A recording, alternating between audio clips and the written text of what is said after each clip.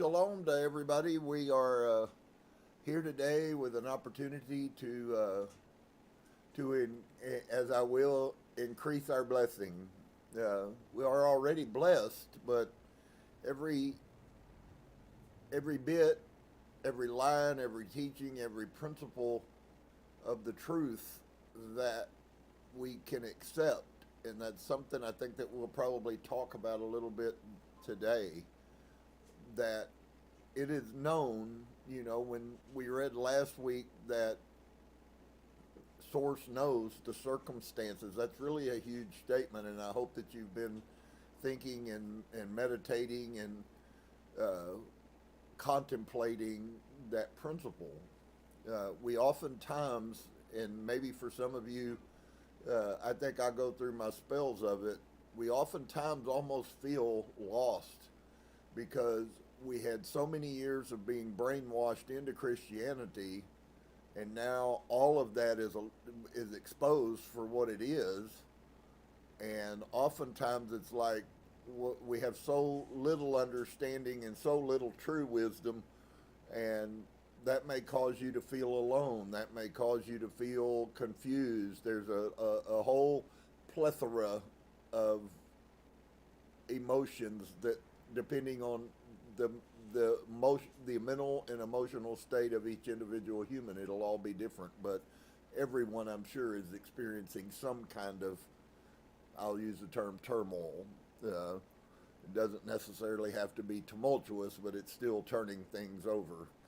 And so, as we continue on that journey, little by little, if you will recognize that this life is a process, little by little, as you go through the process and you gain knowledge and you gain wisdom, and hopefully you're taking these things and you're actually practicing some of them for those that come. If you do, your life will be revolutionized, and it will be done very easily. It will be done very consistently. It will be done in ways that you could never even imagine. But it has to be that, and inevitably it will bring change, which is something that you heard me talk about a lot, that there has to be change or there is no change. And while that seems like a really simple statement to make, it's like so huge, most minds can't even grasp what that actually means. So as we continue on this journey, then we will continue gradually to change, morph. And there's other terms I could use. Some of them you're going to see, some principles you're going to see here today. And so, welcome to everyone, Heart Center. And we say to you, Namaste. And I hope you will return the favor. So we've been looking at the Nag Hammadi scriptures. We're in the Gospel of Philip. We have, there's so much beautiful stuff. I go read other books, and I go, we're gonna read this today, and then I go, oh no, well, I need to try to kind of finish this, and I'm 10 books from here, wanting to show the beauty, because each one of these things that we go through is going to impart in you maybe some Sophia, some simple wisdom, and also at the same time that it's imparting Sophia into you, it's also going to be removing, which you'll see about today, if you're not aware of this, it will be removing flesh wisdom. Okay, so I'm going to set up something that we're going to read here in a little while. There are two forms of wisdom, just as there is two forms of everything. There is the thing, the above, the hidden, the spiritual, the heavenly. There is that version, and then there is the version which you know, which is carnal. I'm going to use the term carnal. It's human. You'll see that used a lot in here. And we're going to get a definition today of the difference between human and human. So it's really, really, really a lot of really powerful stuff that will help you on your road to ascension. Inevitably, it is source's will that people ascend. But I've been kind of trying to share very gently, because some things almost seem like they can be contradictory, and yet the looking and seeing contradiction is actually an indication of immaturity. And that's not a thrown stone at you. I go through this almost every time, every day, actually. So every day when I read, there's a piece where I see my immaturity, and that to get this understanding, I'm going to have to let go of the nonsense that was programmed into me. And that's, I mean, I don't know about y'all. I don't think it's an understatement that it's difficult to teach an old dog new tricks. But I will say this also. An intelligent old dog can learn new tricks, and that's me. So we're going to get going. We're in the Nag Hammadi, the Gospel of Philip, and we're going to pick up, if you would, today with me at the aphorism, the teaching, the principle. I call them principles. Every one of these is a principle with a teaching lesson in it. That's the way that the Hebrews learned. That's the way that the ancients taught, because it works much better than the form of education that we have. That's why these people could leave these things and we can't, is because they knew how to learn.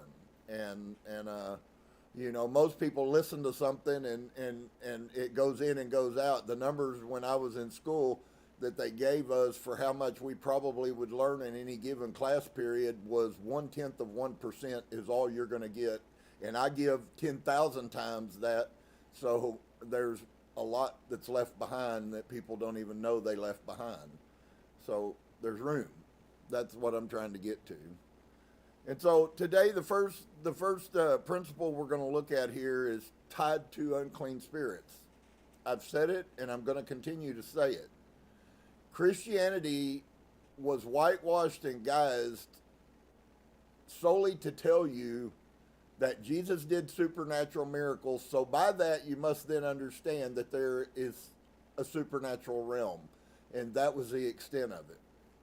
They don't want you to know how to function in this. They don't want you to know what the true meaning, which is, will blow your mind today when we get there, what the true meaning of the whole cross system and everything that went with it is about. Can I tell you, none of it had anything to do with the physical aspects.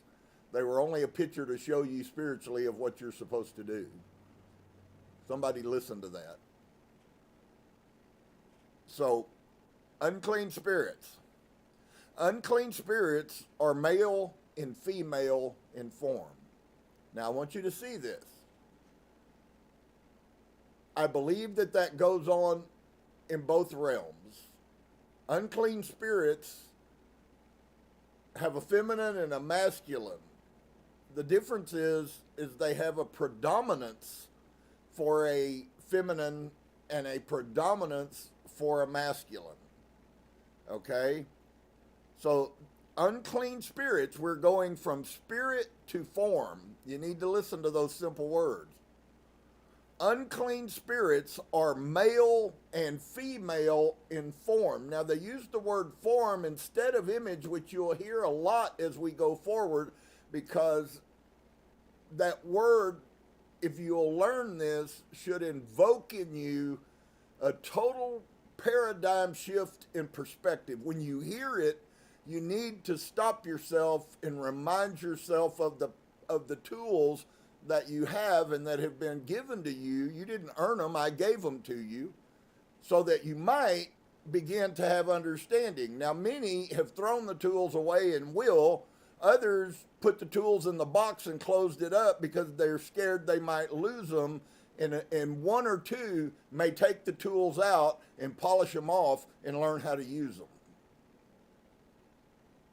So, males have sex with souls that are female in form.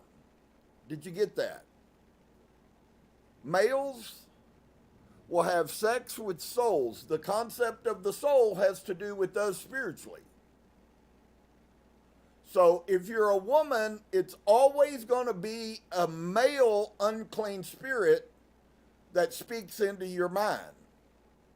And if you're a man, it's always going to be a feminine voice that speaks into your mind. These spirits are not stupid. They've existed since the beginning. They know you, even though humans have existed for 500,000 years, about 100,000 times more than what the Torah tells us. And so males have sex with souls that are female in form. So a soul that is a female in form simply means that at this point you reside in a temple that is a female. Remember, a soul has no sex. The only reason we understand the concept of a sex is because we live on earth. If we were not here, we would be neither. Yeshua told us these things, that on the other side of the veil, there is no male and female. So never forget these things that we learned in the New Testament and Christianity. You just have to learn how to rejudge what's being said in the new rose-colored glasses.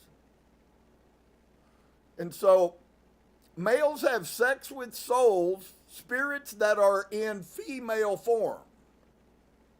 And females cavort promiscuously with souls that are male in form. What will tempt a man? Well, in the society we live in, that might not be quite as valid overall, but I believe there's a reason also for that, which is something that's been kind of a new revelation.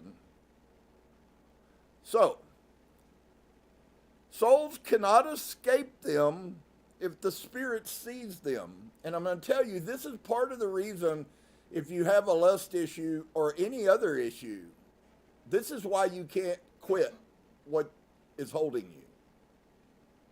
Because it seized you, and you can't get away from it. Watch this. Souls cannot escape them, the unclean spirits, if the spirits seize them. It does not say possess them. It does not say go inside of them. It says that it grabs a hold of you. Okay? I used to use a term that probably is not very politically correct, but it was absolutely truth-wise very correct.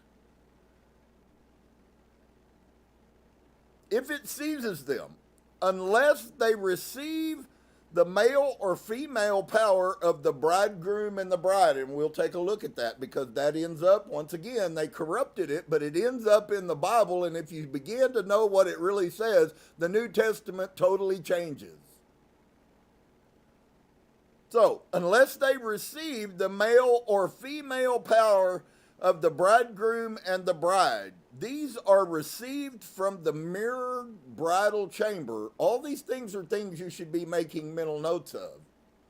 A mirrored bridal chamber, and the bridegroom and the bride, and we go back over here, and and we're all waiting for to be the bridegroom of the Spirit, Christ, which you are and I am, and you'll find that out here in a minute. The whole thing was a sham, friends. So, except for you possess this, whatever it is, even if it's okay, even if you don't understand it, what is important today is that you recognize that you need it. Because until you recognize you need something, you won't ever go find it. And so when foolish females see a man by himself, they jump on him, they fondle him, and they pollute him. Likewise, now I will say that you've heard of things. I'll show you how Paul is tracking with this Gnostic teaching. Paul said that you have to be careful because there are silly women who are laden with many sins who will corrupt you. He's talking about exactly what I'm talking to you about. Paul was teaching Gnosticism in the New Testament, not Judaism and not Christianity. And so when foolish females, foolish women laden with sin, it's the exact same thing. This is what he's talking about if you've never understood that verse. When foolish females see a man by himself, they jump on him, they fondle him, and they pollute him. Now remember, we're still talking about souls and spirits. When foolish males see a beautiful woman by herself, They seduce and violate her in order to pollute. And I want you to see that there's a very distinction. It doesn't matter male or female. They only have one purpose. What is that purpose according to what I read to you? The only purpose of them is to pollute you. So don't believe that there are no spirit forces out there that aren't benevolent. His source has really been opening a lot of things, man, where there's a lot of people that are falling off the end the opposite direction. And that's not Source's way. This is ancient wisdom. The new age we have now is trying to redo ancient wisdom. It's not a new wisdom. New age and mysticism is not new. They're just rediscovering the ancient. And you'll see that this will explain that to you at some levels. So likewise, when foolish males see a beautiful woman by herself, they seduce and violate her in order to pollute her. But when they see a husband and a wife together, and remember, once again, we're talking about metaphysics here. What husband and wife? Have all of you this week gotten the understanding of the thing about adultery? That has nothing to do with male or female humanity. What Source said to us is when a man has sex with a woman who is not a spirit being, they have committed adultery against the Creator, and that is true adultery. He was talking spirit, metaphorically, not your body. And so, but when they see a husband and wife together, the females cannot make advances on the man, and the males cannot make advances on the women. This goes back to the spiritual masculine and feminine traits that all of us possess. The only thing that determines whether your dominant feminine side or your dominant masculine side comes out is the type of body you're put into. You possess both. If that didn't mess you up enough, then it is true. That's why it's of no avail when I had my past life regression and I was a female. It means nothing to me. I'm the same human I was in that female body. And I'm the same human I was in the male body in the 1930s. And I'm the same human I was in the 2020s. And I'm the same human I was in the 1700s. I'm the same human. I just inhabit different bodies. And so is true with you. Unless you're one of these that Yahusha talks about who's never been here before and you probably won't be back. There's some things that are being missed in the teachings because people won't study. And so, but when they see a husband and a wife together, a physical real world picture for you, in case you don't understand what's the deeper message, a physical picture of our union with Christ, the spirit metaphorical Christ, not the guy that supposedly hung on a cross. Because at this point, it no longer matters whether he did or didn't. It was all a metaphor, an image. And so the females cannot make advances on the men, and the males cannot make advances on the woman. So also, if the image, now see, we've shifted to an image. So also, if the image and the angel are joined, none can dare to make advances on the male or the female. So the image is speaking of our human body. The angel is speaking of the essence of who we are. So I am this, I am my higher self all the time, but you have to admit you are kind of joined to that human body. And when you join your human body with your spirit body, nothing can penetrate you. That's the essence of it. And there are many people who are fragmented. They're all physical body. They're all carnal. There's many people that have listened to me preach a lot of times, and they're all carnal. They can't get any of it. They can only see it through the eyes of a human. And if you can't see this through the human eyes, I feel sorry for you. But I'm more concerned for you if you can't see it through the spirit eyes. So also, if the image and the angel are joined, then none can dare. None can dare. Did you hear that? You want to know the supernatural protection from evil spirits, friends? It's the link, it's the connection to our higher self, and by virtue, the connection to the Holy Spirit, to the Spirit of Source. You can use lots of names, but it all means the same thing, since Source is the Spirit that creates. So I hope I've blessed you with that. That's a huge teaching, by the way. Amazing. All that I didn't say. And I'll just share with you, I struggle constantly with the problem of overwhelming people. It seems like it takes me about 2 words. So that could mean this service could end up being 2 minutes long.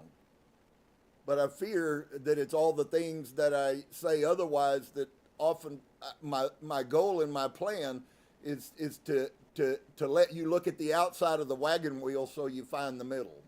Yes, all the spokes lead to the middle, but you got to find all the spokes to fully understand the wagon wheel. And so here's the beginning of yet again another mind-boggling spiritual principle that will revolutionize our life. I promise you, practice and think and learn and do, and you'll find out what I'm telling you is true. Whoever leaves the world can no longer be held back as if still in the world. So what does that mean? Does that mean that when we all get to heaven, what a day of rejoicing that will be? Or does it mean nothing at all? It has nothing, this has nothing to do with going to heaven. They wanted you to think that it's all about going to heaven because that's carnal. It's like they want you to see. I had somebody get mad at me because they swore to God to me that they saw God's face, and it would really shock them at the most that Source gave them a picture so that they could have something to relate him to. But I'm sorrowful, friends, Source is a spirit.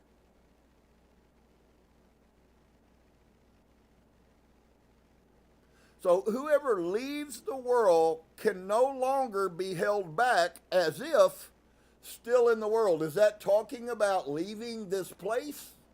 Or is that talking about ascension? Because the truth is, if you don't know the answer, this is totally about true ascension, which all humans either will go through, or you will find out today that there is also a place for you that not one metaphysical teacher on YouTube will show you about, and that place is ancient and it's very well known, called the middle place. I promise you, I don't care who you've been listening to, they haven't channeled this truth to you because it's not convenient. After you've spent all of your life telling people there is no hell, to then tell them that in the spirit realm there is a bad place, that's kind of a problem. And so we just bother not to talk about it because we don't want to deal with truth. We want to deal with everything else that Christianity does, which is filling my pockets full of YouTube's money. I'm interested in truth. So whoever leaves the world can no longer be held back as if still in the world. Metaphoric, spiritual, or carnal? You got to ask yourself that question. Such a person clearly is beyond desire and fear, is dominant, and is above envy. So a person who is in this state will have some form of mastery over these carnal, fleshly things, emotions, needs, desires that all humans possess. This person that he's referring to will be above that. In other words, it doesn't mean they won't have it. It just simply means it no longer rules them like everybody else that they are around. And that's capable for every one of us to achieve. All of this that we're going to read for the next 10 years is all going to be capable of every one of us achieving it. In fact, even greater things I believe Source has in the store for us. And so, and this person that conquered desire, fear, and envy. And yes, there's some dot, dot, dots there, but just so you know, in context, the dot, dot, dots were other things that go in that list. We got the first, we got the three, the ends in the middle, and you can get a really good picture of what's going on here and what it is that they're supposed to conquer. So if you want to go away from today with wisdom and truth and understanding, I just gave understanding to you.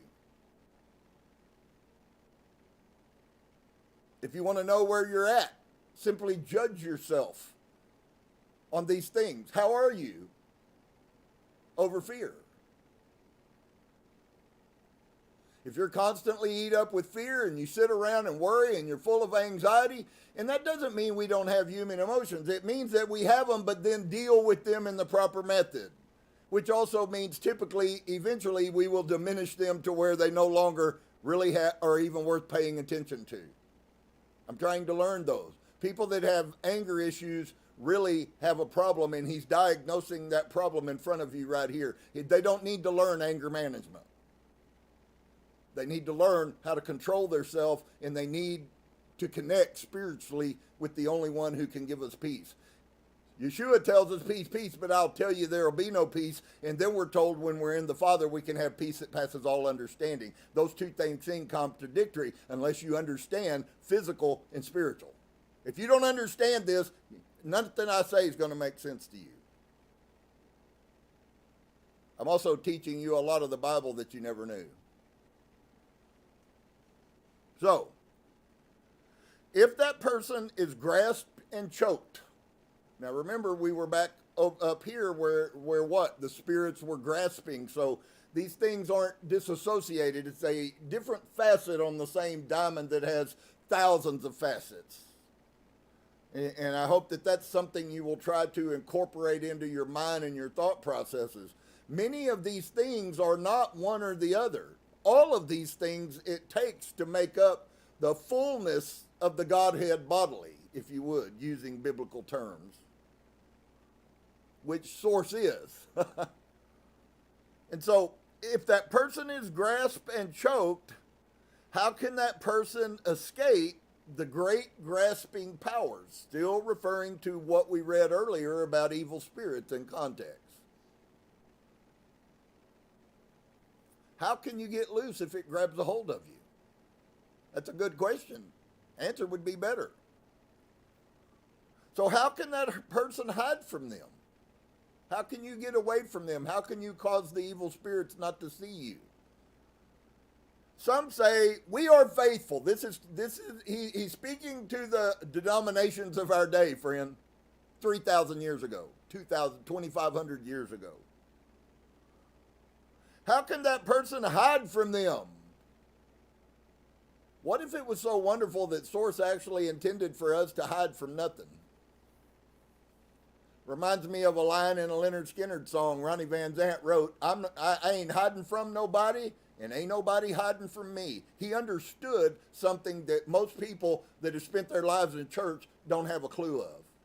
That was a metaphysical statement, as there is in a lot of music. That was called the devil's music.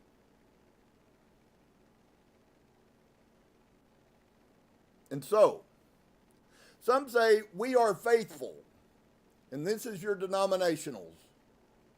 They don't know what faith is, they don't manifest faith, but they're faithful.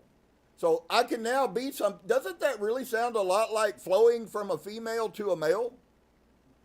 I can say I'm something, but not really be it. Folks, it's not new. It just manifested in our times in a different method. So these say, we are faithful in order that they may escape unclean spirits and demons. So why do these people say that they're faithful? They say they're faithful because they're scared to death of demons. And not only that, inside of them instinctively, because our higher selves, who is true knowledge, knows that there are demonic forces and spirit powers that are functioning in this realm. Just because you as a carnal human don't know that doesn't mean your higher self doesn't know that. And you and your higher self are not connected. That's why you're not enlightened. And if you ever get connected with your higher self, you will know things that you've known for centuries and you will have no idea how you know it. That's what the whole thing is about, friends. They're pointing you in a false direction about what ascension even is. If it's not about your higher self, and if it's not about getting rid of the dark shadows that you've built up inside of you because of your life, then it's not about anything. Because nothing else outside of that is going to help you. Except for maybe a shaman and some voodoo curses. So they sit in their churches every sun worship day and they say, but look at us, we're faithful. We were here last Sunday and we haven't missed a Sunday in 5 years. They're faithful. And the purpose of it is that they're actually trying to escape unclean spirits. And you'll notice that it's may escape. And demons. For if they had the Holy Spirit, and you were, once again, brainwashed side effect, that if you go and your preacher baptizes you, you now come up and a dove lands on your head, just like it did to Jesus in the Jordan River, and all of that was also a metaphor. Probably never happened, actually. And if it did, it certainly wasn't what was written in the Bible. And so here's how it goes. For if they had the Holy Spirit, no unclean spirit could grab them. Did you hear that? I can't give you a better piece of news today than the victories that you desired, maybe the victories some of you crave so bad, aren't coming because of your spirit relationship. Fix the spirit relationship, the thing will fix itself. But if you don't fix the spirit thing, you can never conquer that by yourself.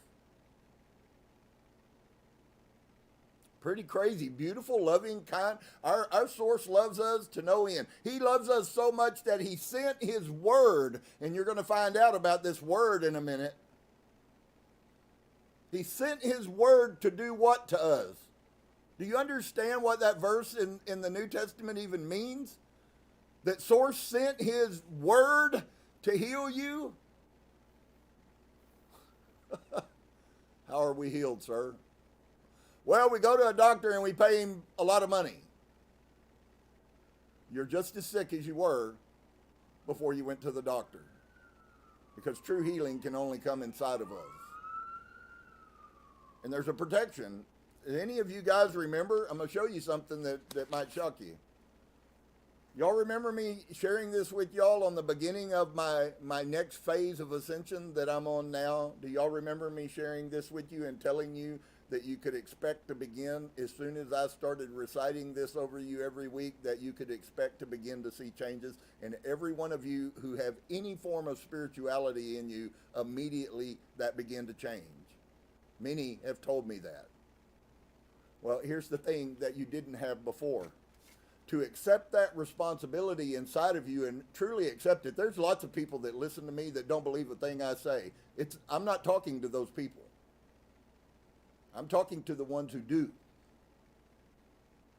And to those people, what happened is Source began to put a protective hedge around you to try to give you time and to allow your mind to have the freedom to be able to begin the ascension process. That's what that's all about. I told you 6 months ago, this is an incantation. This would be what a shaman would say over somebody he was doing witch doctor work on. Of course, we know that Israel was very mystical. Very mystical. That's why all of these people had to come out of Israel. Because Egypt's time had passed, although Egypt had the same wisdom. And so this is what they say. They say, we are faithful in order that we may escape unclean spirits and demons. How many of you have ever listened to the preacher preach about Jesus casting demons out? You know why? Because they're instilling fear in you that you should be scared of spirits and demons. Why does the Bible say that you should not call spirits from the other side or talk to them? That is to cause you to have fear of the spirit realm. The question I have is why aren't you being in contact with them? They're real and they exist. They're around you. They're affecting your life, but you have no contact with them. And so, you're scared of these unclean spirits and demons, and so you sell yourself off as being faithful is what gets it. Unfortunately, neither Yeshua or any other followers would tell you those words. Those words are lies. For if you had the Ruach HaKodesh, the same Hebrew Ruach HaKodesh as it is English Holy Spirit, same spirit, different names. Remember, names are just images of spirit things that you can't see. So you can't see the Holy Spirit, and you need some way to know what's being referenced as far as the Holy Spirit. We give it an image. The image in our minds is a very special spirit called Ruach HaKodesh, the set-apart spirit, in Christianity and English language called Holy Spirit. Same thing. No unclean spirit can grab you. Did anybody see that? Do you see any hesitation points that this is something you need to watch out for, just like he just gave you about those that say they're faithful? That's a warning. If you're one of these people, and I'll tell you out there today, if you're one of these people that think you're warm and smug, and because of that you're okay, I promise you the demons are affecting you. And I'm not talking on the outside. This is an inside thing. Like your mind. Why do we have so much mental sickness today? Because the truth has been lost and people are weak. And they don't have the Spirit, and the Spirit is what doesn't allow. This says the same thing, that God will build a hedge of protection around you. He will not let anything harm you. Didn't I just read that over here? This is Judaism, false Torah 101. This is Gnosticism, pre-Christian 101, and they say the same words. And so, for if, this is a loving message from Source to us today, if we would simply seek Him and accept the process of being filled with His Spirit, if we would do that, there is no possibility that a demon can get a hold of you. Do you know why Yeshua wasn't scared to deal with the demons? Because he was full of the spirit of Creator and knew they couldn't touch him. Why do they say, oh, Son of Man, Yeshua, what did you come here for? They're scared to death of him. And that's exactly how they should be acting to us. Just like that. Unfortunately, we're impoverished little children who don't know the truth. And we do all the wrong things thinking we're making a difference in our life, and none of it ever works. You keep washing your hands, but tomorrow you're just as dirty as you are today. That's what Charlie Starr was talking about in Blackberry Smoke. It's a joke. It's a lie. And so, for if they had the Holy Spirit, no unclean spirit can grab you. Do not fear the flesh and do not love it. If you fear the flesh, it will dominate you, which it does. Is he talking about dominate you, the person, or is he talking about your flesh will begin to dominate your spirit? I give you the second is closer to the truth. And if you love the flesh, it will swallow you up and strangle you. Either one, for me, is not a viable choice. And if I do that, then I need, as time goes on, Source, our Creator, will point that out to me and then help me to recognize how to overcome it. That's the point. It's not that you have it, you do have it. The only question is will you do anything about it when the opportunity arises? This is part of every week. This is an opportunity for you to learn tools you can take and that will radically change your life. And of course, if you don't know that, then you don't know that. And if you don't do it, then you will never know it. Right? So it's kind of simpatico. There actually is a place where you can actually come to a place where you can say, Source does not want everyone to know the truth. And that, I believe, is true. He only wants those people who are willing to accept truth. And when I'm saying that, I'm using that term very loosely. So the next teaching we have, this world, the resurrection, and the middle. Folks, this right here, and there's probably a lot of people that'll throw this thing out and say, well, that's age old and those people don't know what they're talking about. Just remember this, please. If in fact there is any truth to the spirit, which all of New Age is based on, is the spirit, the dawning of the age of Aquarius, which is when Yeshua was predicted to come back. He was the source of the hippie song, The Age of Aquarius. That was the Jesus movement. Y'all remember all of those things? I hate to tell you, dear ones that sat in Christianity and sang your Christian songs, all those drug-induced hippies out there singing about the Jesus movement were closer to the true source than you ever were. That's crazy. There is no need for religion and truth. None. You can continue to play the game and stay in the matrix if you choose to. But I promise you, mostly what it's going to cause is failure. So this world, we're going to find out about this world. We're going to find out about resurrection. And this is where I was alluding to earlier. When we read this, if you'll really do yourself the favor and really focus and grab a hold of and then take it through the week and think about it over and over again, I promise you, for those whose hearts are right, every day this principle will blossom like a flower. Because what you think is the resurrection, what Paul talked about was the resurrection.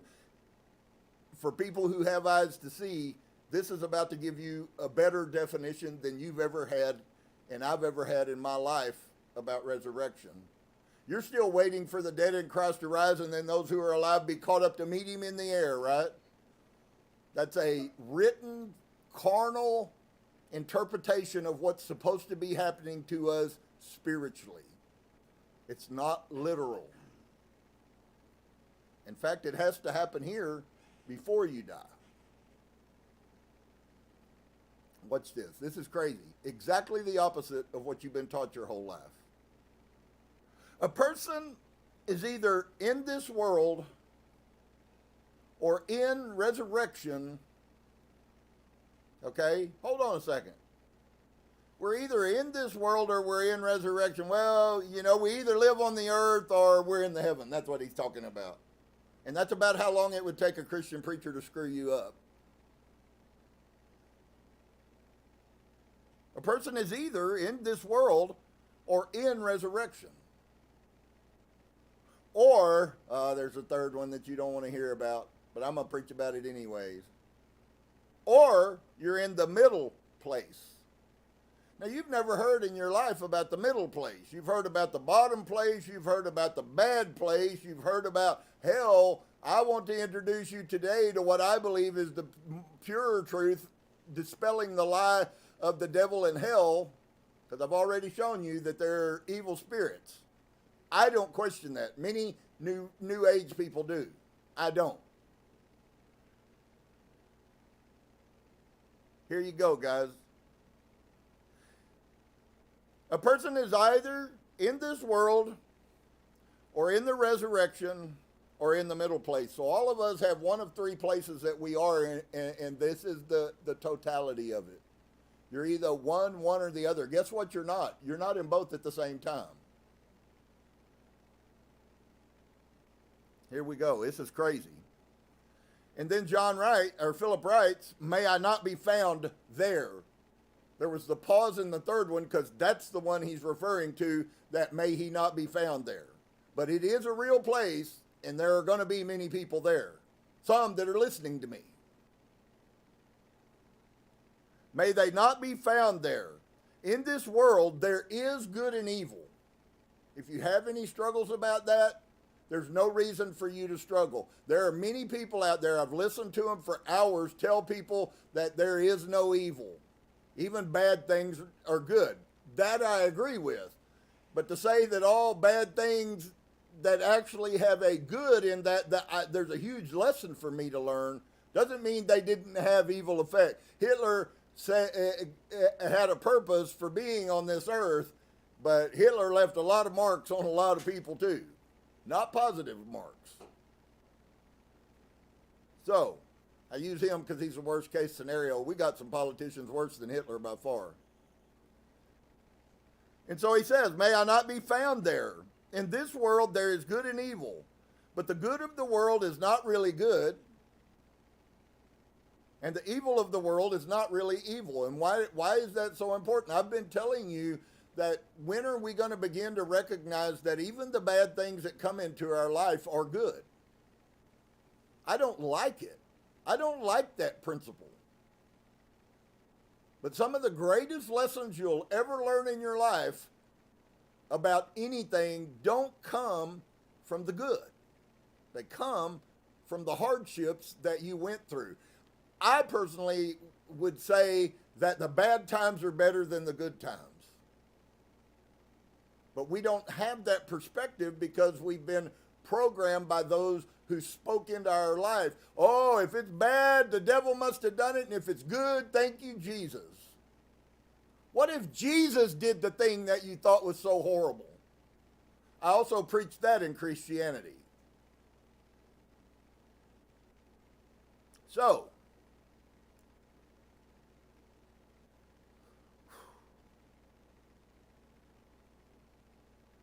in this world there is good and evil, but the good of the world is not really good, and the evil of the world is not really evil. After this world, there is evil. So listen to what he's saying here.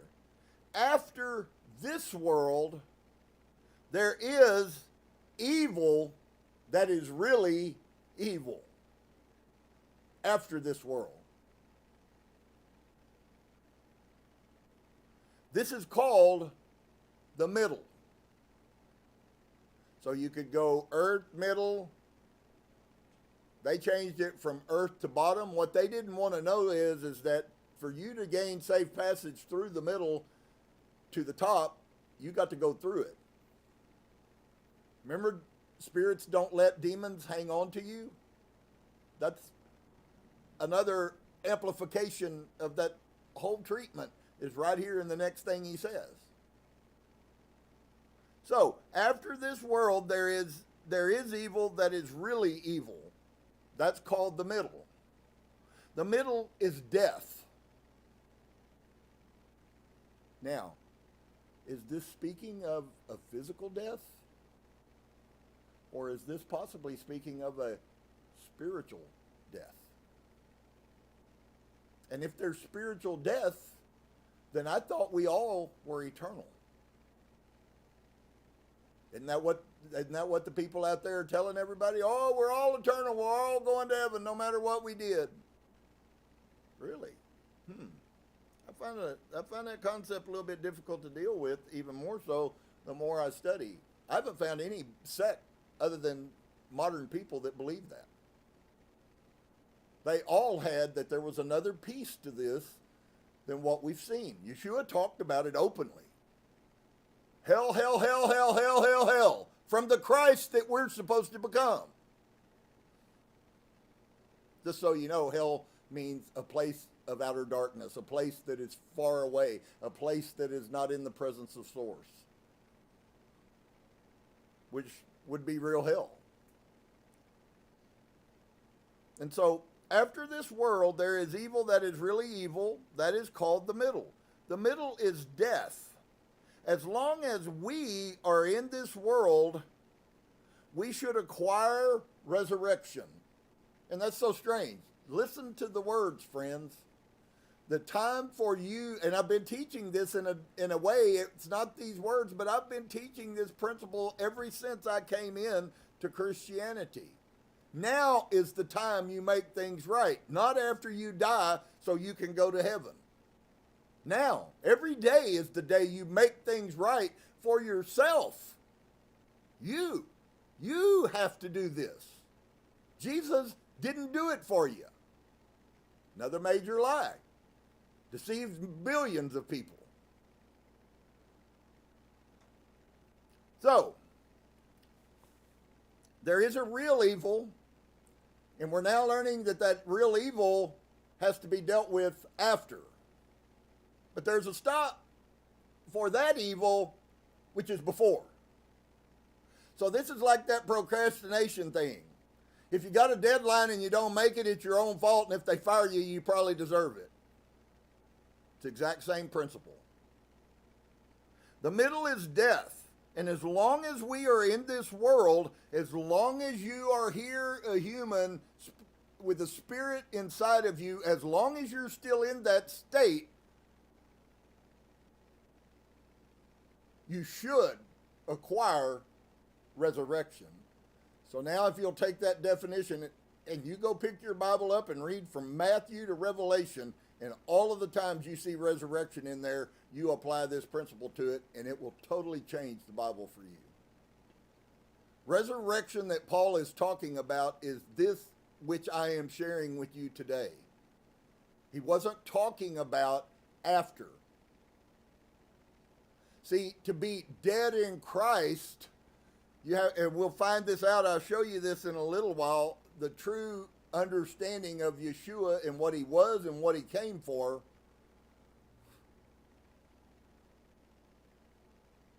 We are supposed to become him. That's the point. And I know, I mean, for some of you, that might just blow the top of your head off. But that was the plan, and that was also what he taught. Except you become like I am. Well, what was he? Was it important that supposedly his mother was a virgin and the Holy Spirit made her pregnant? Did that make him better? You don't know. Scholars don't know. It's just the words that are written. And your mind pitches a picture. Oh, he's part God. He has to be great, right? Well, I'll tell you right now, all the gods of Roman were part gods. He's nothing but a Roman concoction of a god, given a Hebrew name. Or a Greek name that's supposed to be Hebrew.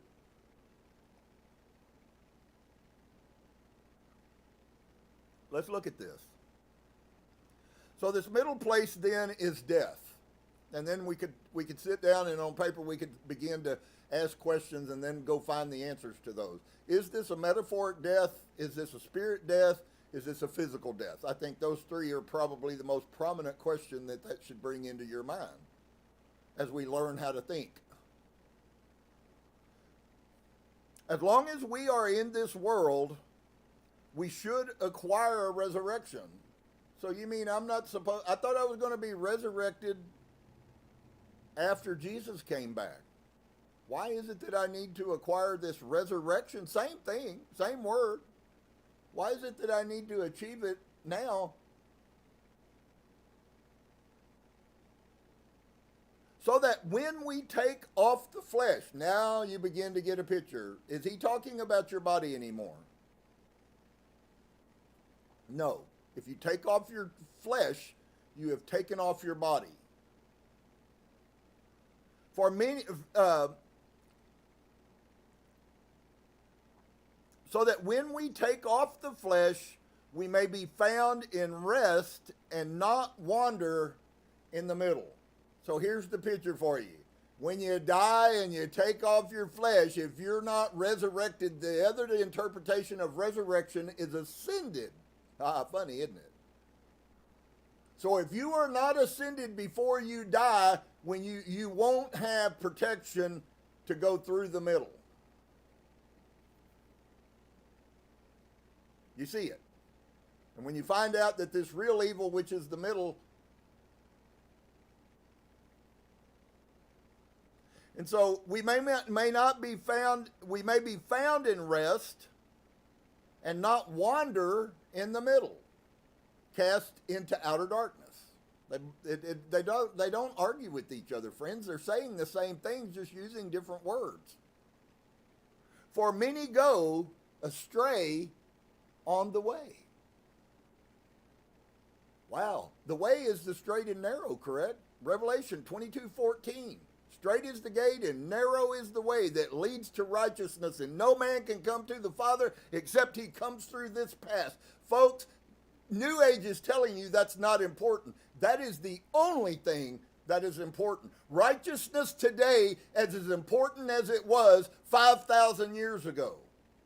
The purpose of your higher self is that you are empowered to do righteousness, true righteousness.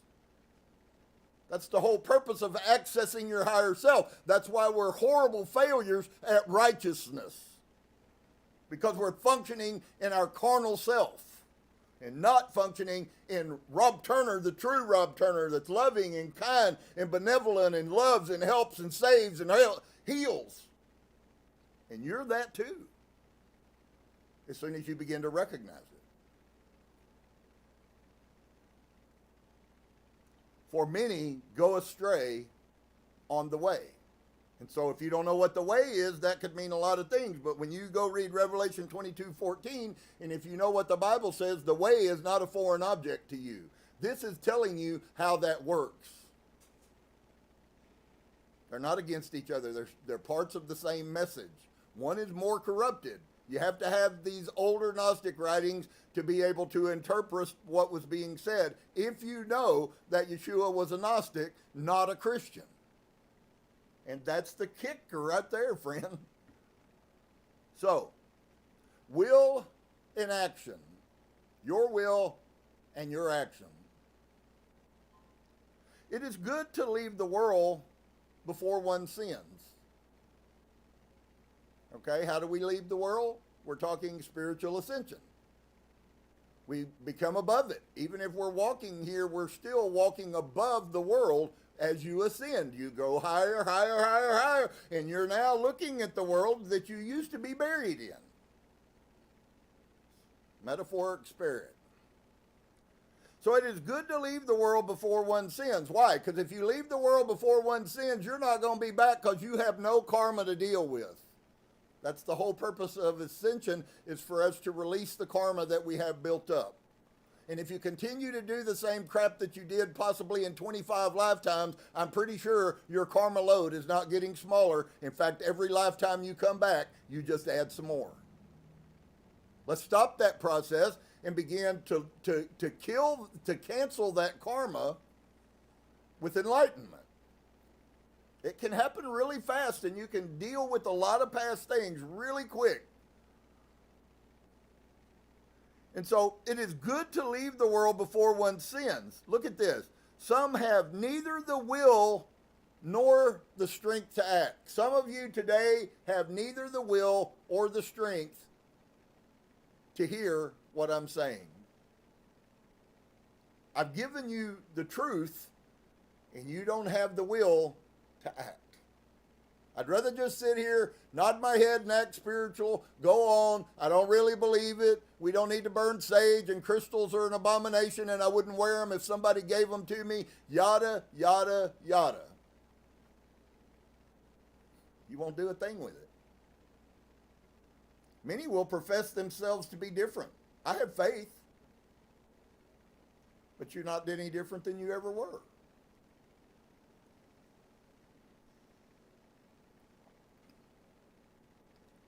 But just so you know, there are people that exist on this earth, have neither the will to change. If you're that, please examine yourself and be honest with yourself. If you don't have the will to change, at least be honest with yourself. Nor the strength to act. And part of why you don't have the strength to act is because you don't really have it in your heart in the first place.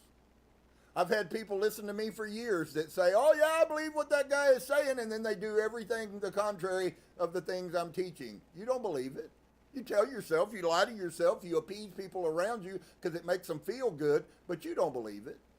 Because this message is about us doing something. And so, I understand why it's good for us to leave before we sin. Makes sense. And others, even if they have the will, so here's another piece for you. Maybe you find yourself in this category.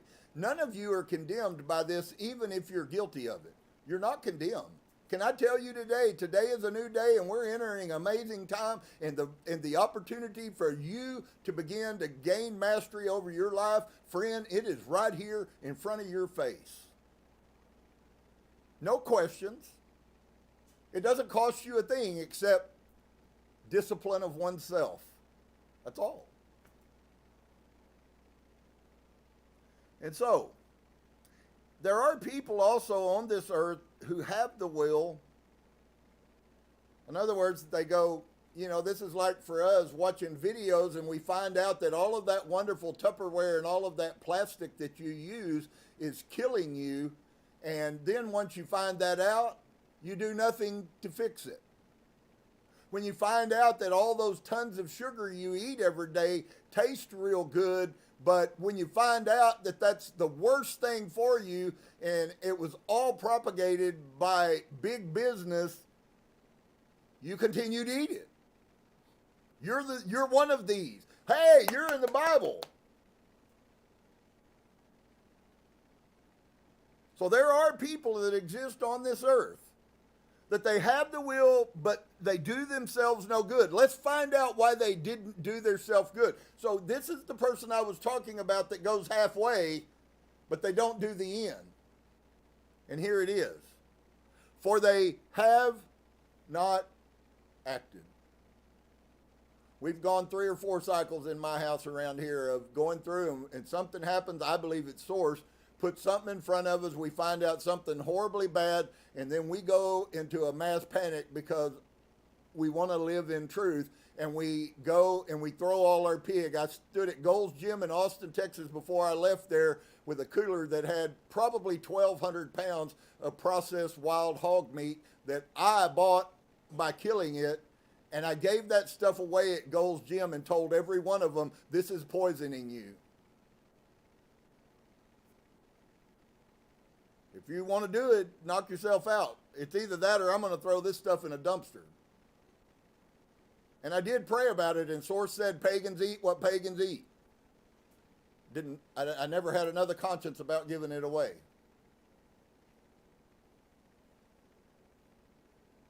So, is there really a place where we can actually come to the truth? You know, like just happenstance, let's just play a game. Let's pretend like all that I'm telling you is true. Okay? So in this pretend thing that we're doing, all the stuff I've shared with you over the last 15 years up here, all of it's true. There are all kinds of powerful evil spirits that are functioning in the world and in time and functioning with people. I've had them in part of my congregation that were controlled by demons. All you have to do is look at their life. You can pretty much figure it out. It don't take all that long. Then you try to love them and be kind, trusting Source that He'll help them. But if they don't have the will and the desire to act, guess where they stay, friend?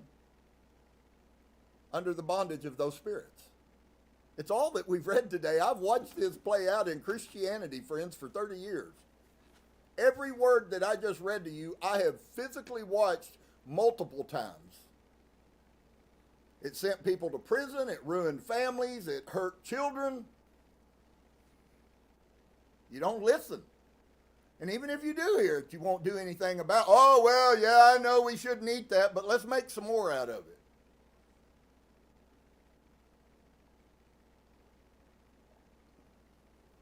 And then Robert Kennedy's bad.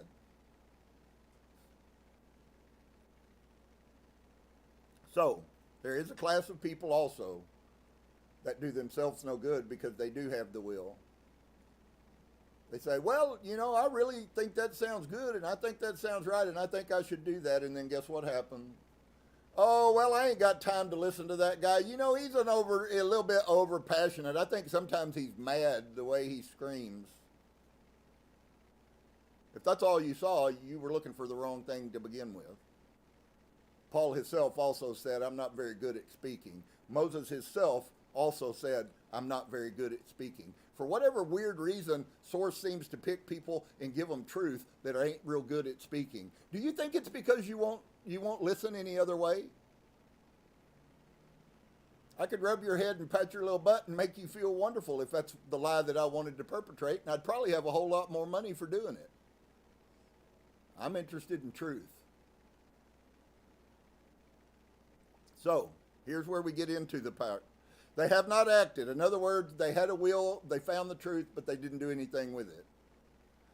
And if they do not have the will, listen to this. This is so horrible. This is your family. Maybe you. It's everyone you know that's not walking with a desire to find the light. Listen to what it says. And listen to the term these first century Christians are using in Gnosticism. Oh, well, that pastor, he just talks a lot about righteousness. Really? I didn't find righteousness in Christianity. Neither could I find a teacher who could talk to me about it. Every preacher I ever met left in 2 seconds after I started talking about righteousness. I had world-renowned scholars who left when I started talking of righteousness. They don't want to hear nothing to do with it. Alas, we find it in the earliest documents that we have. And if they do not have the will, righteousness is beyond their grasp. So you know that if you don't have the will, you won't do the action. And if you do have the will and you choose not to do the action, do you hear what he just told you? There is no salvation for you. Because righteousness is the standard. It was the standard of Ezekiel. It was the standard of Moshe. It was the standard of every man of source that has ever walked the face of this earth. You hear of righteousness in Buddhism. You hear of righteousness in the Tibetan monk system. You hear of it in India. You hear of it in all of the major belief systems that understand who and what we really are. They all speak of righteousness. Righteousness is not gone because the Torah is done away with. In fact, I personally believe that a human that had brains could sit down and write the 10 words and probably come up with exactly the same words that we got from Moses. Isn't it good? Isn't it true love? Isn't it ascended love to treat your neighbor as you treat yourself? Isn't that ascended love? Remember, to give, you have to love. Why don't you give? Because you don't love. If you knew how many people's hearts are horribly rotted because of no love, parents are real good at instilling that. That's why I constantly affirm myself that I am love. I'm pure love. I'm true love. Because I've been told opposite by our society and my family.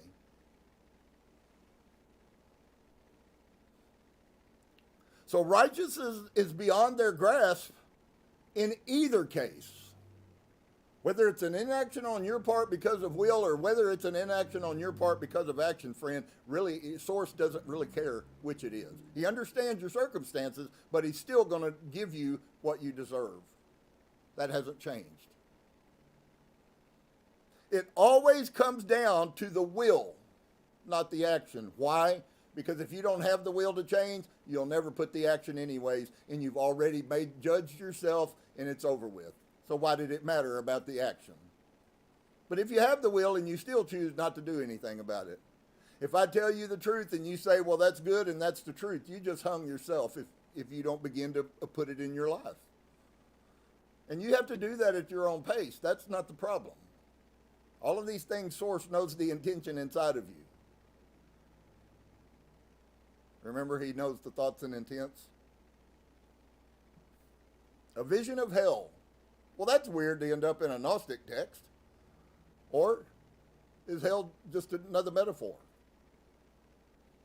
In a vision, an apostolic person saw people who were locked up in a house of fire, bound with chains of fire, and thrown into the fire on account, and we have missing words, but the fact that false was there pretty much gives you, I would say, something along the lines maybe of a false witness. You said one thing, but inside that really wasn't true. It's a good probability. A false faith.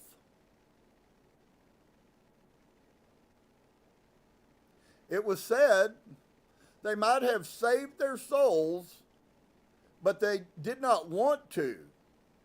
So they got this place of punishment called, once again, hell, which is exactly what Yeshua said. You will be cast out into outer darkness. So the metaphoric of being chained is a picture. The metaphoric of the fire in hell is a picture for human minds to understand that you're going to be put in a place of not good by the Spirit. Fire can be spirit. So, what does that mean? That many conversations. There's a lot of depth in every one of these things. And so the next is water and fire. Remember, we heard about water and oil. That's in the New Testament. Soul and spirit have come into being from water and fire. Okay? And light. Fire is chrism. Light is fire. I do not mean ordinary fire, which has no form, but other fire, which is pure white in appearance, beautifully bright, and imparting beauty, which also fits with spirit.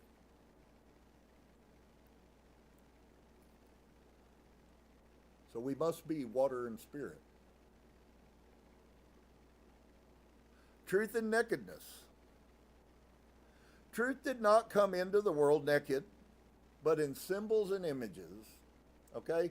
So the whole naked thing might sidetrack you, and now you formed a picture in your mind without critically thinking about what was going on here. This is another metaphoric spiritual picture for you learning a principle. These are all principles. They are all self-contained teachings about specific principles of life. And this is also the same. So truth did not come into the world naked. In other words, truth couldn't just enter the world and just truth exists. If it was, all of us would be all-knowing. Okay? But it didn't come like that, and there's a reason why. But it came in symbols and, yet again, there again, image. Remember, names have no value. You could call your God Yahweh, Yahweh, Yahweh, Yahweh, Howay. It makes no difference. Zero. All that time we wasted worrying about and changing song lyrics, it was a joke, man. He's source. He's the creator. He's your father. And those ain't ever going to change, and then none of which are names. Titles, but not names.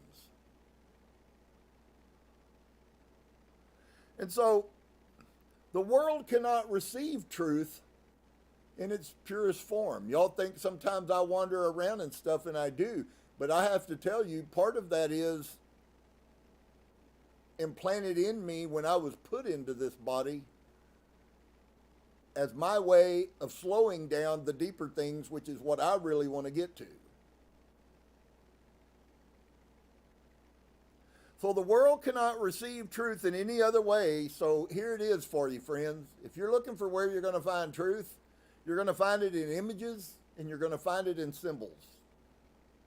That's why synchronicities are so powerful, because they are images and signals, tangible, that happen in this earth that help you learn a lesson. Source wants us to learn the lesson. And the world cannot receive truth in any other way than shrouded. So any truth do you know why the Bible was written? And I used to hear this in that thing was written by man. Do you know why it's written by man? Because the source wrote it, you wouldn't understand anything about it. It had to come through a man. Some of our wanderings that people often think are just a waste of time are the way of meandering through a thing that you wouldn't get if I just told it to you. Source knows those things. He's appropriated before the beginning of time to deal with that. And he does it by speaking through men. And not just physical men and women. In our society, I have to say that. So, the world cannot receive truth purely. None of us are getting. Did you know when Paul says that we all see it through a glass darkly? He's talking about this. It's another way of saying you couldn't handle it if I told it to you. There is rebirth, and there is an image of rebirth. So now he's telling us there is a real thing that is that, but then there's the piece which you guys see, and it is a symbol and an image of the true thing. God, hold on to that. Shut your mind off and listen to what I just said to you. There is the real thing, which is truth, and then there is the image of truth that was given to mankind. It's not the truth, it's only a picture of it. And it's a picture of it so we can get an idea about what it really is. Otherwise, we would have no way of knowing. So, there is rebirth and an image of rebirth. So there's the real rebirth, and then there is a picture, a humanoid picture, a metaphoric, a symbol, an image of rebirth, but it's not rebirth. Now, what was Yeshua talking about when he began to talk about you must be born again? What was he talking about? Even the great Pharisaic scholar had no clue about what he was talking about. So am I supposed to crawl back in my mother's womb? And that's about where, unfortunately, the mass majority of the world is. That's their spiritual depth of understanding. And listen, that guy was really esteemed in Israel. So it's not like he was some bonehead out there. He was a scholar. And Yeshua is pretty deep. So, do you know why Yeshua had to come in a human body? What I just read to you answers that question for you. Why did Yeshua need to come in a human body? Because there ain't no way you could handle what he really is any other way. That's what that whole thing's about. You're going to find the same thing has to do with the cross. That wasn't him hanging on that stick. It was an image he left here. So, there is a rebirth and there is an image of rebirth, and it is by means of this image that one must be reborn. So we have a picture of what does it mean to be reborn. Well, that's the picture. What image is this? It is resurrection. So the rebirth is a spiritual rebirthing of who you are inside spiritually. You must resurrect. You must ascend.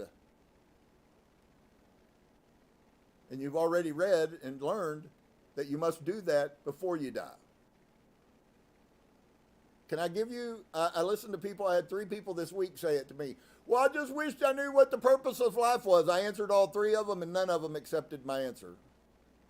Although it's right. Not because I am, because that's what the truth is. So, look at this. What image is this? It is resurrection. So you should then already in your mind, you should begin to go, oh, well, there's a new definition coming out for resurrection now. We don't understand what's being said. But Yeshua is, I am the resurrection and the life.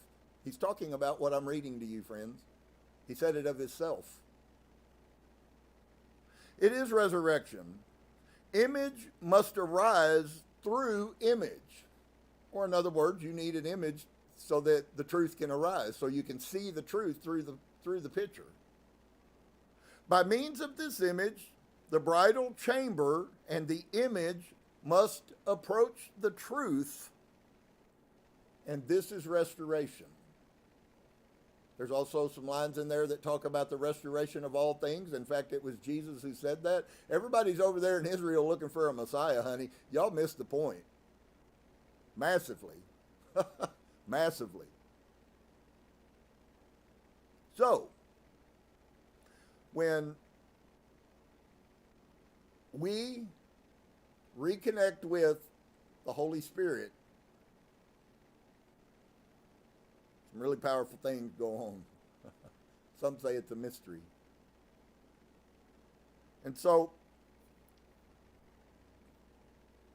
those who receive the name of the Father and the Son and Holy Spirit and have accepted them must do this. Must do what? Maybe you forgot with all of my words. All of those who receive the name, that's different.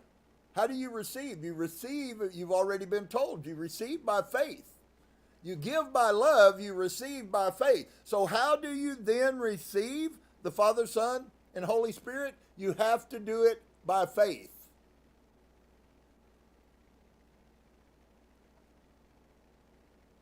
And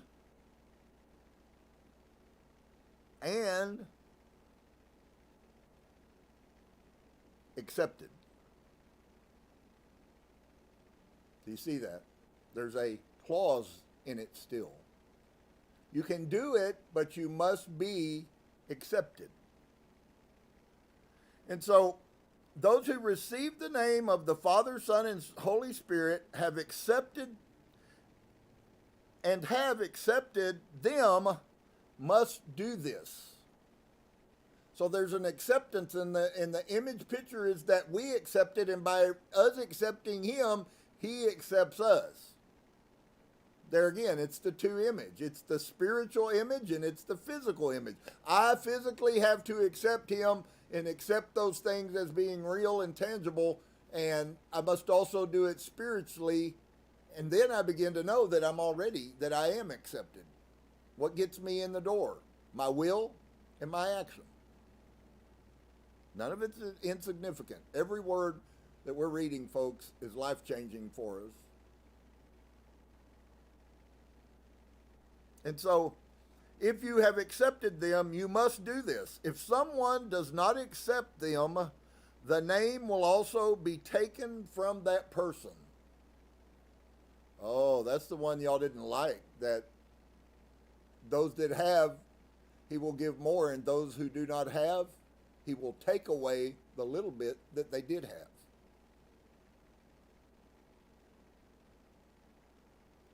And so if someone does not accept them, the name will also be taken from that person. A person receives them in the chrism with the oil of the power of the cross. You'll understand a little better about what that's all about. It's the picture frame for the picture, folks. The apostles called this power the right and the left. The person is no longer a Christian. They have become Christ. And that's why he came, was to give us a physical picture of what we have to be. It's all right there, friends. It's beautiful, it's loving, it's kind, but it ain't what we were told. The whole purpose of Yeshua's journey for 3.5 years is about showing us what we are supposed to be. He was a spirit inside of a human body, teaching us all wisdom and all knowledge through that body, which means about zero once his spirit left, hanging on a tree. And it didn't matter whether he hung for 5 minutes or 50,000 years. The body is still an image in everyone who lives in this earth So it has existed for 3,000 years. That's a pretty strong image, ain't it? I can't tell you how many countless billions of people have lived on this earth in the last 2,500 years. Hundreds of billions, I'm sure, have lived. And every one of them, at least, if they don't have anything else about religion, they have a picture of the cross. So I would say that's a pretty good, and that's exactly a picture of what we must do. We must hang our flesh on the stake, and we must walk in resurrection of spirit, which is how we resurrect. That makes us eternal, which we already are. And so a person receives them in the chrism with the oil of the power of the cross. The apostles called this power the right and the left, and this person is no longer a Christian, but is Christ. So it really is amazing. You can hear, I've heard this, I haven't ever heard it in Christianity, but I certainly have heard it in the New Age circles. And this is the saying. There's many teachings out there that are good teachings about it. I am Christ. They don't believe that. They say you have to be a Christian and live according to all these doctrines. And the true understanding is that I have to be Christ. It ain't got nothing to do with your doctrines and days and stuff. It means nothing. But it was the same whether it would be Islam, whether it would be Judaism, whether it's paganism, whether it's Druidism, whether it's, it doesn't make any difference. Nobody needs any of that.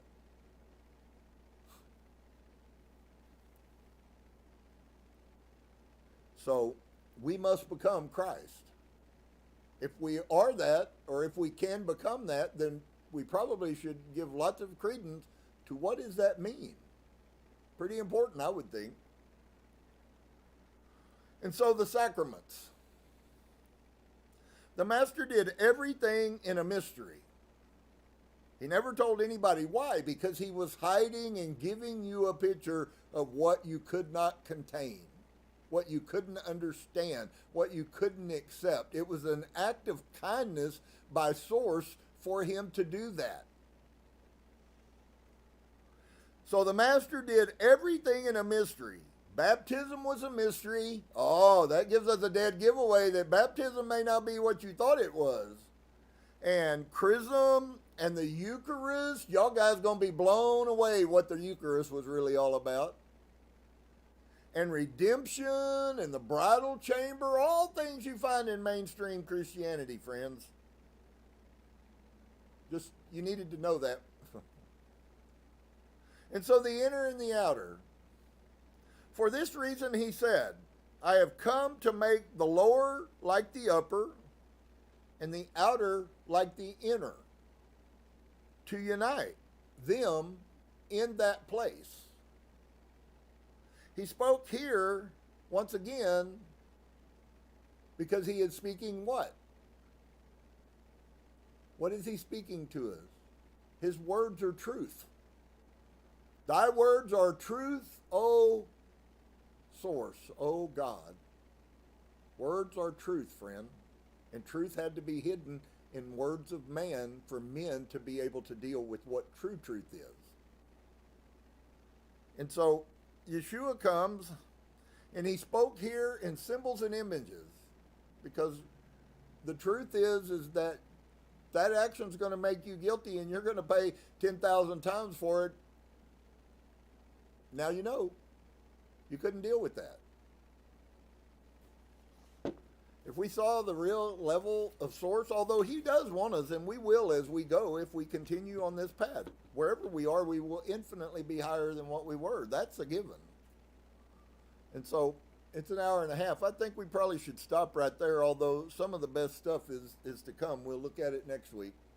We're going to take about a 10-minute break so we can go to the bathroom and get a cup of coffee. I hope you guys have been blessed. I know this stuff is really, and of course I want you to put it into play. I've given you the truth. Only you know whether you have the will, and only you know whether you'll act on it. There's millions of people that watch the videos about how bad plastic are for you, but I promise you not that many people are throwing their plastic containers away. And that's the perfect metaphor, that's an image and a symbol of what we've talked about spiritually. If you hear the truth about it, and then you go get it out of your cabinets and you put it on your counter to be thrown into the trash, then you not only heard, but you did. You not only had will, you had action with your will. And that principle carries through every area of our life, friends. And I hope that we can see that and learn to see that in peace. That we are light. You are light, dear one. Source doesn't hate you. No matter how bad you're failing, Source does not hate you. He's not mad at you.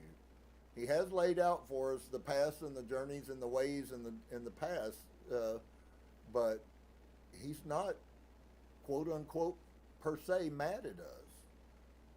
He's just given us the way, and now we get to choose whether or not we experience one or the other. It's up to us. What marvelous creator gives humanity free will? Amazing. Well, Heart Center with you guys. Namaste. We'll be back in about 10 minutes.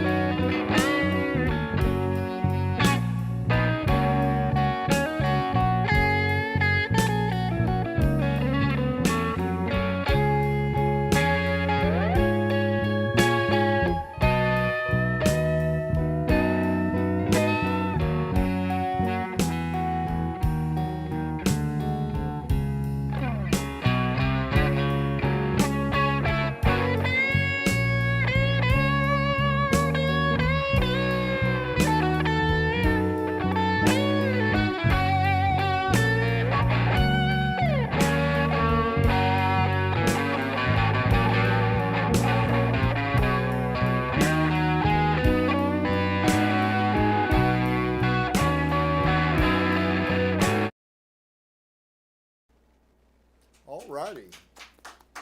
Well, namaste. We're glad to be back. I hope you guys got a good cup of coffee. I got a good cup of coffee. They're expecting a foot of snow in the next day or so, and we're going to be down into single digits up here. So, you guys in Texas and other places, we'd probably be envious in a couple of days of the weather you're having.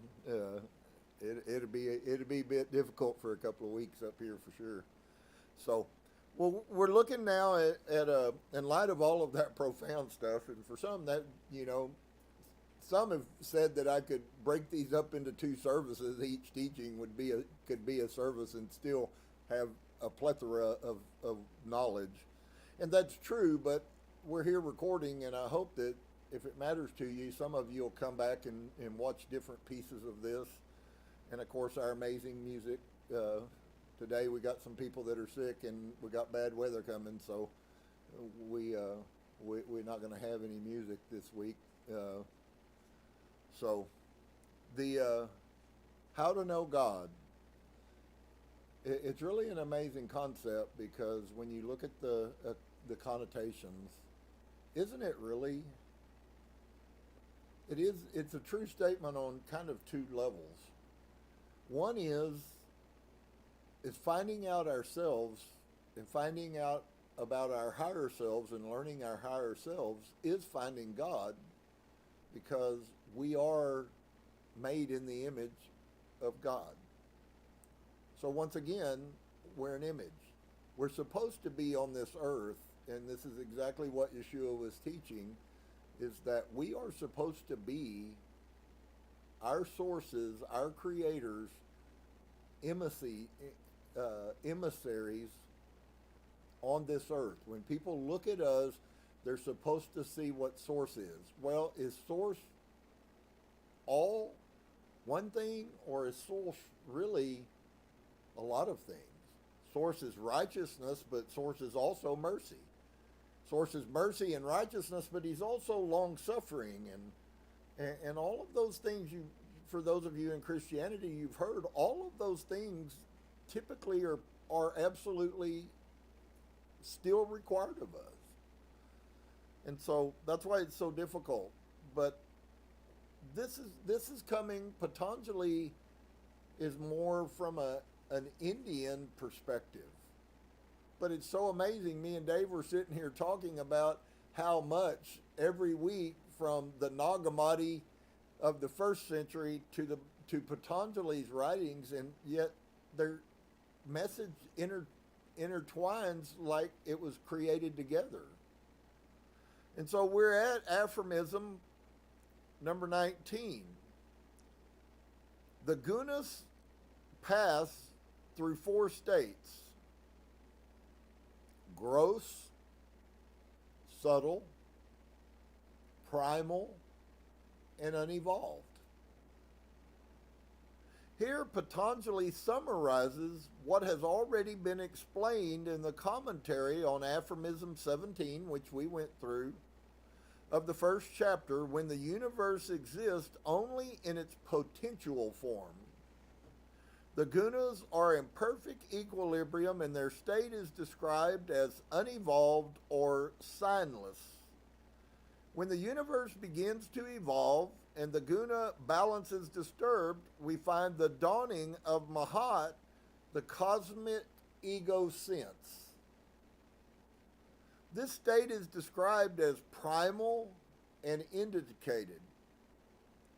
In the next stage of evolution, when the gunas have entered into the combinations which form your mind and the inner essences of things, their state is described as subtle or undefined.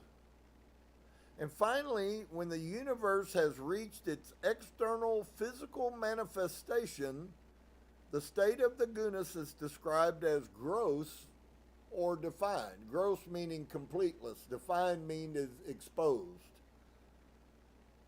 Because of the difficulty of rendering these technical terms into English, an alternative translation has been given in each case. So once again, we're getting a picture. This isn't really the thing, but this is the picture in English I have to try to help you see what I'm trying to say.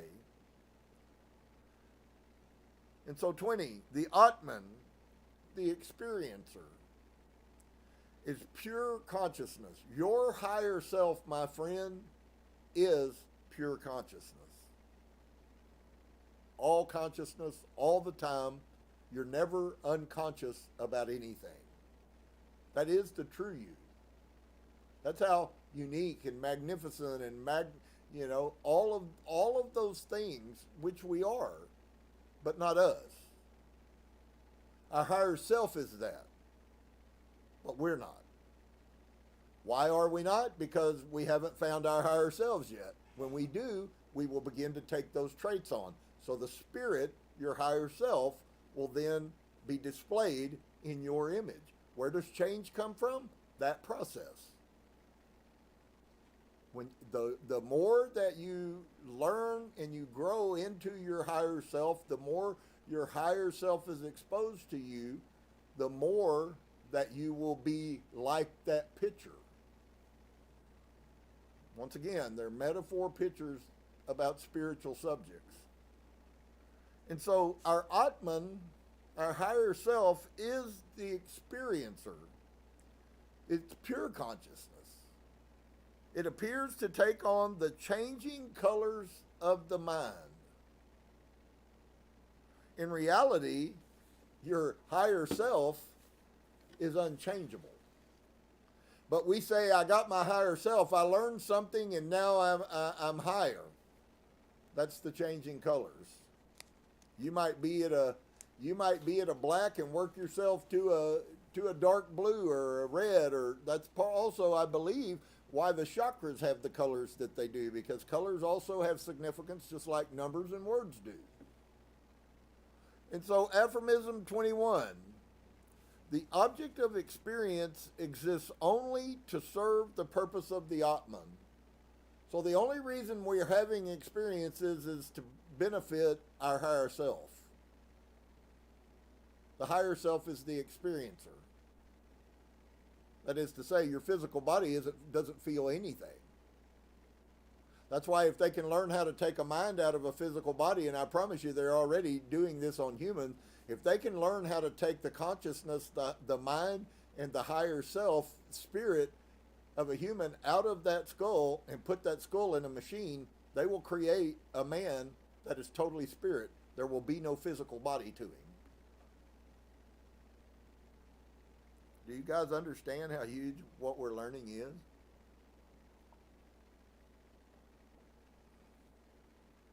So, the object of experience, the only reason that we have experience is to serve the purpose of our higher self. Though the object of experience becomes unreal to him who has, not to him, your higher self, it becomes unreal to those people, to him, to the person who has reached the state of liberation. It no longer, when you've become finally free, it no longer has any effect on you. I'm not scared about dying anymore, you know. I know that I'm not going to die.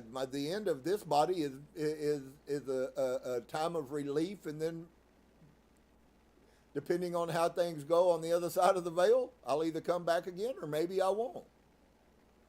I'm shooting for I'm an old soul, and I'm about done with my back and forth here. Of course, we have many other things changing as well. And so, though the object of experience becomes unreal to him who has reached the state of liberation, it remains real to all other beings. So when you hear people say things, in me, because I know I say it, when you hear me say that this life is just an illusion, there's a reason why that's true. This isn't reality. This is an opportunity for me to experience some images to help me with things that I need on the other side. That's all. When you begin to see it for what it is, then now you can begin to recognize your higher self and go, wow, I really am love, and I really am light, and I really am kindness.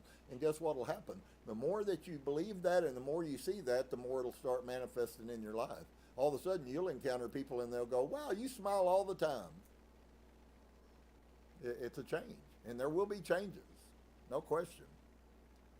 And so, number 23, the Atman, your higher self, the experiencer, is identified with Prakriti, the object of experience, in order that the true nature of both Prakriti and Atman may be known. Okay? So this identification is caused by ignorance. When ignorance has been destroyed, this identification ceases. Then bondage is at an end, and the experiencer is independent and free. And it's really powerful there, when ignorance has been destroyed. Well, just so you know, that's what this is all about. Just the stuff I've shared in the last 6 months is enough to bring you to freedom. You have to choose to do it and go there, but you've been exposed to it. And so the identification is caused by ignorance, and when ignorance has been destroyed, this identification ceases. Then bondage is at an end, and the experiencer is independent and free. And so some of you told me that you experienced freedom, you expended because there was some ignorance you had in the light that came. Now, does that mean that you've achieved enlightenment? No. It just means that you've begun the journey to enlightenment, or you've received a piece of enlightenment. And so we need those pieces. Sometimes a little piece is what gives us the strength to do more. We need to have some victories. We need to have successes. We need to see Source in our life. We need to see Him functioning in. We need to encounter situations where there's no doubt in your mind that Source set this up. And it seems like the more you do that, the more you'll have. So it goes back to the tools. The more you use the tools in your toolbox, the better you'll get at using them. And so these aphorisms would seem at first sight to express a paradoxical idea. When Patanjali says that the experiencer is identified with the object of experience in order that the true nature of both may be known, and then adds that this identification is caused by ignorance, we feel a certain bewilderment. We are bewildered because Patanjali seems to be accepting and even somehow approving of this ignorance. Surely ignorance is undesirable. Surely it would have been much better if we had never become alienated from our higher self. And anybody with me say, Amen? But there's obviously a purpose for it. Never cease to be aware of our real nature. It is rather as if a prisoner would say complacently, this prison exists in order that I may eventually get out of it. Do y'all see the significance of we're waiting on Jesus to save us? So if we do good, maybe at the end, and the whole life, we missed our whole life of living in peace and learning and sharing Source with humans all around us. Do you see how great the ignorance has been? And it's an intentional ignorance that's been imposed on you by society and by religion. Doesn't care what religion it is. Most of them are accomplishing the hiding of truth. They expose some truth, and that's good, the extent that they do. So, wow, that's huge, man. So, it is rather as if a prisoner would say complacently, this prison exists in order that I may eventually get out of it. I'm living this life so I might eventually be saved. Doesn't that sound the same? Disregarding the fact that if he had not committed a crime, he need never have gone to prison at all. So as long as we're willing to throw away pieces of the true story, like my part in it, as long as we're willing to throw that away, then we will have false assumptions. And yet, this bewilderment that we feel is merely another product of the same ignorance. Rooted in Maya, we cannot hope to understand Maya or to judge the justice or injustice of its bondage by our little relative ethical standards. All we do know for certain is this, that the great saints who found liberation did not look back upon their struggles with bitterness or regret. They did not even regard Maya with horror. Rather, they saw it as a fascinating and amusing play. They rejoiced in their long fight for freedom. Swami Vivekananda, near the end of his life, could write, I am glad I was born. I'm glad I suffered. It's so cool that we're here because I've been telling you this. I've been feeling that coming from Source about we need to learn how it's a blessing to us to learn how to change our perception of bad things and begin to look at them for the good that they bring into our life. If we don't get to that point in our thinking process, we're going to miss a huge part of enlightenment. Maybe even not become enlightened because of it. I don't know that. But he says, I was glad I was born, glad I suffered so, glad I did make big blunders. How about it for those of you who've had problems your whole life with people, or you have an inferiority complex? Wouldn't it be wonderful? This is one of those perspective changes. What if you were able to just change this perspective? Nothing else. You didn't work on anything else, but you changed your perspective about you being a mess up or a screw up, or whatever you want to call it.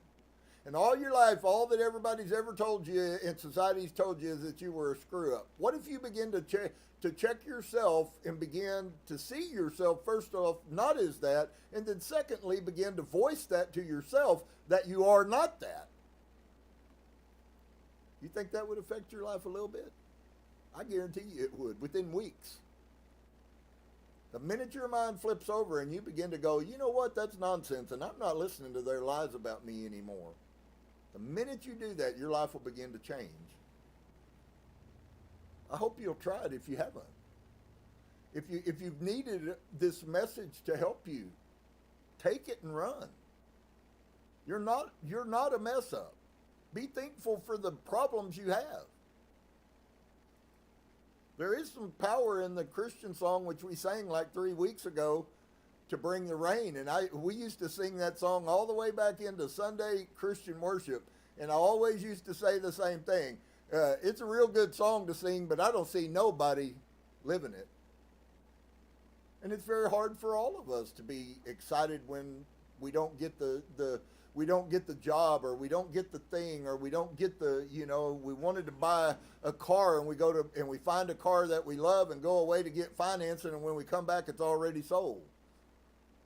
And that's just an image, but 1,000 things like that in our everyday life. That, what if we begin to go, Source, please help me today. I do this often in my mind. Source, please help me today to see the lessons in everything that I encounter, good or bad. Because I can tell you something I do know is true. There is much for us to glean from both the good and the bad. And so he says, I did make big blunders. Okay, so you messed up. What's the Bible tell us? Fess up. Confess your faults one to another that you might be healed. Not confess your faults one to another or keep your mouth shut, because if you really told everybody how much you screw up, they'd all laugh at you as being that. And that's where we live at in our society. But that's because of a bad heart, not because it's the wrong path. We keep the bad heart and throw the good path out. You see what I'm saying? Friends, you want to live a peaceful life? Wow. Pure honesty in the strongest form a human can encounter it is the greatest peace you'll ever have.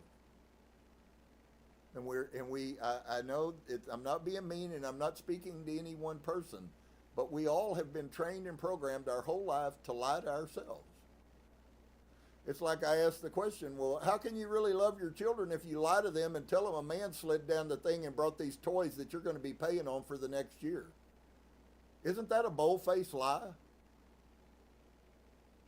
And I've heard more excuses. I know, well, it's for the little kids, and oh, well,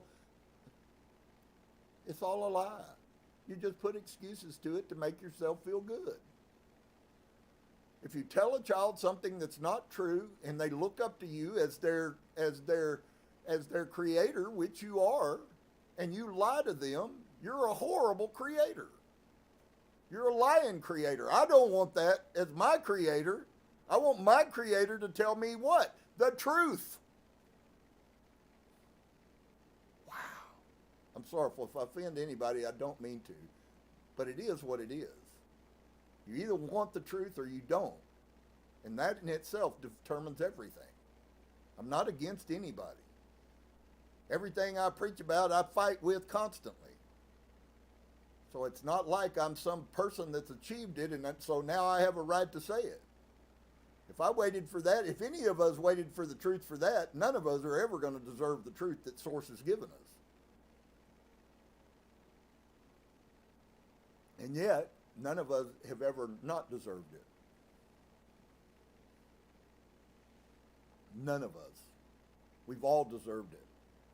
It was the people that came before us that hid it from us. So, all we do know for certain is this, that the great saints who found liberation did not look back upon their struggles with bitterness or regret. And I know I went back a little bit, but man, some of these statements are just so overwhelming. How many people have you ever talked to and you start talking to them and you ask them a question or whatever and immediately they go to every horrible possible in their life? And sometimes we're that way. Wow. What a horrible epitaph that all we can think of is how horrible our life was. Do you think that we missed the point? And if you know that this isn't supposed to be the drudgery that we have been trained to be, friends, it's okay for you to be free. It's okay for you to smile. It's okay for you to be kind. People think you're weird as heck, but you are. And so am I, at least to them. So, they did not even regard Maya with horror. Rather, they saw it as a fascinating and amusing play. What another huge comment. Doesn't that sound, isn't a play an illusion? It's an image of something that has a totally different meaning, but they use the image of the play to show you that idea? Of course they are. That's what this life is. Source wants us to see some things that we're not going to be able to see any other way. So, he said, glad I did make big blunders and glad to enter peace. So that's accepting our failings and not letting them defeat us. It's really the only way to defeat defeat or defeat failure, because we all have it. We're all failures, but we're all magnificent, wonderful, amazing light beings as well. And so,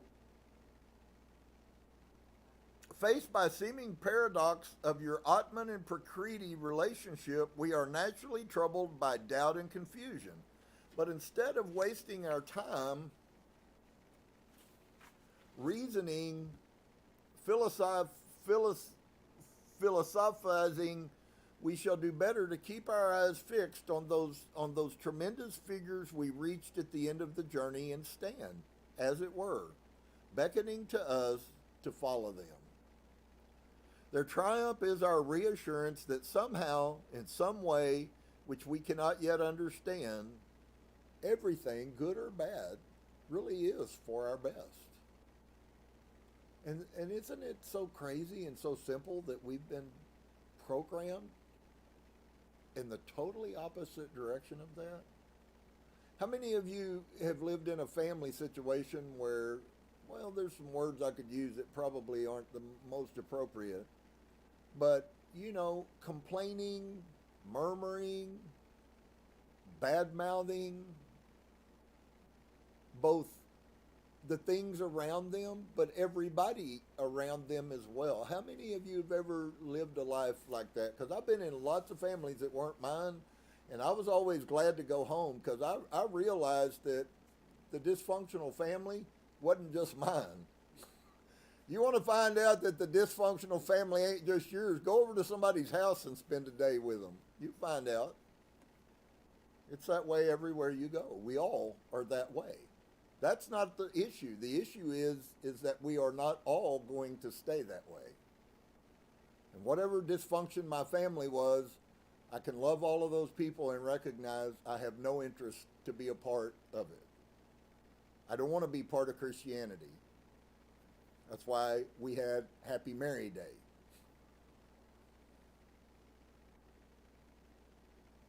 And so, we shall do better to keep our eyes fixed on those tremendous figures who reached the end of the journey and stand. Yeshua is even more so. The more I see who he really was, man, he's a wonderful person for us to focus on, but not in the way that we did. Because it wasn't about that body, it was about the spirit, the light, higher self that came to the earth, not the body. And that's exactly what Paul said when he said, I don't need to see the physical person. Have you people lost your mind? Wow, I used to condemn him for those things, and I feel like an idiot sometimes. It's like, wow, I used to get so angry at Paul for his teaching against the Torah. And now I find out that what he was talking about, and it's like, well, yeah, that guy's right. That made you believe he was a Christian. So ignorance is destroyed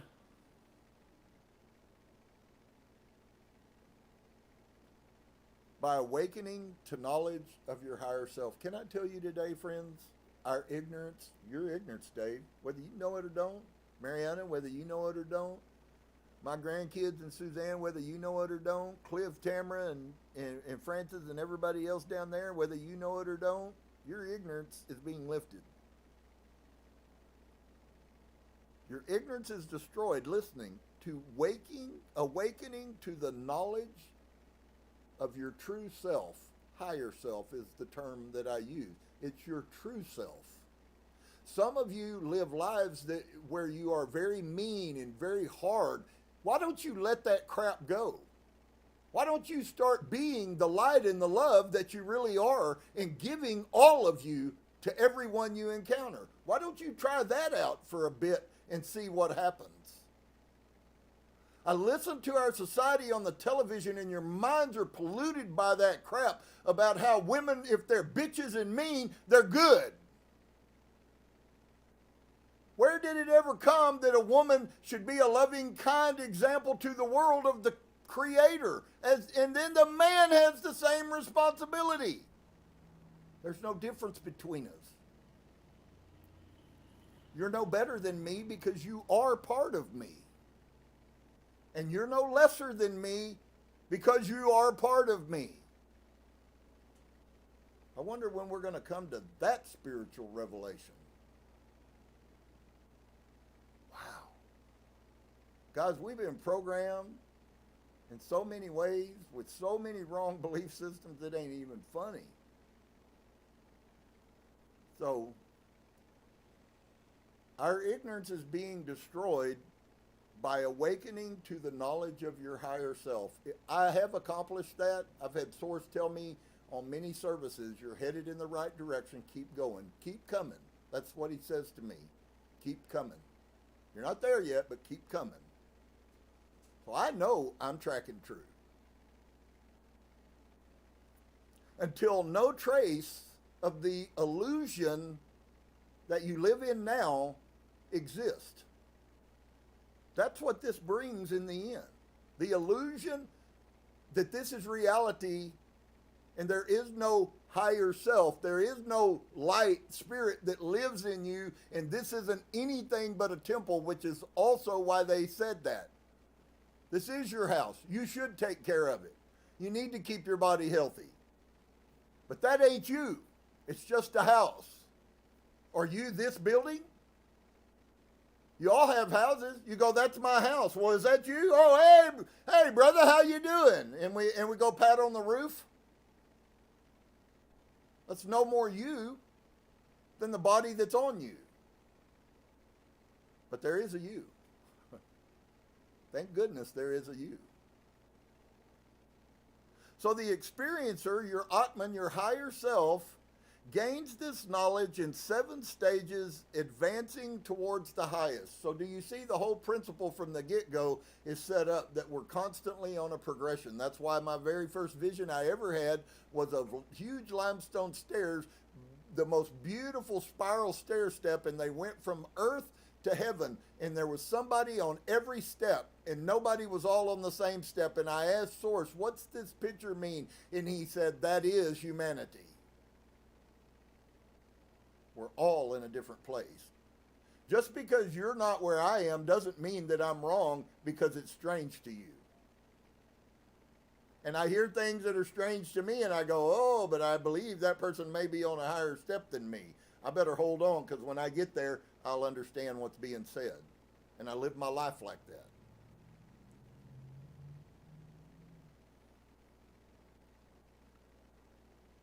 So, the 7 stages by which perfect knowledge of the Atman is gained are said to be as follows.